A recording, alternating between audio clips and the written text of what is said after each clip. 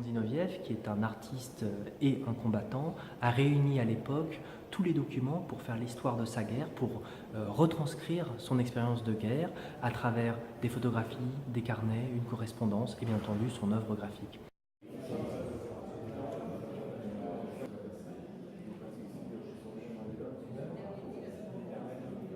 Un jour, sur la couverture d'un catalogue d'exposition, j'ai découvert cette œuvre qui m'a interpellé, qui m'a touché et qui m'a intéressé.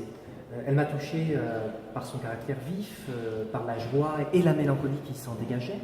Et puis elle m'a intéressé parce que je voyais à la fois du russe écrit, je voyais une signature d'un nom russe mais en lettres latines, je voyais des soldats français, des soldats russes. Et donc je me suis interrogé sur le point de vue. Qui avait créé cette œuvre, dans quelles conditions, qu'est-ce qu'il voulait dire, qu'est-ce qu'il voulait retranscrire de son expérience de combattant, s'il était un combattant, et l'enquête a commencé. Il a réalisé un inventaire de guerre quasiment complet. On a à la fois le temps qui passe, la durée, avec les saisons représentées ici, donc le temps cyclique, le temps de la nature. On a aussi le temps quotidien de l'homme, avec par exemple les types dans leurs fonctions, dans leur nationalité, dans leurs gestes quotidiens, aller chercher le vin, guetter, ce genre de choses. Vous avez le soldat de 1914, de la guerre, vous avez ces références à l'architecture médiévale, vous avez la présence de ces paysages et de ces saisons, du temps qui passe, ce personnage énigmatique du mage qui renvoie encore à une autre temporalité, ces femmes qui sont vraiment dans l'espace du rêve et du fantasme et qui appartiennent à l'imaginaire de l'artiste.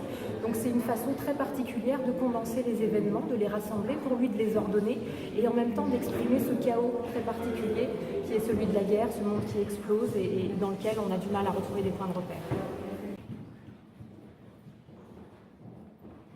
Vous avez 50% des œuvres graphiques sont des œuvres qui appartiennent à l'historial. Le reste, ce sont des choses que j'avais conservées. Il s'agit vraiment d'une vraie rétrospective, mais pas seulement artistique, mais d'un vrai parcours en fait.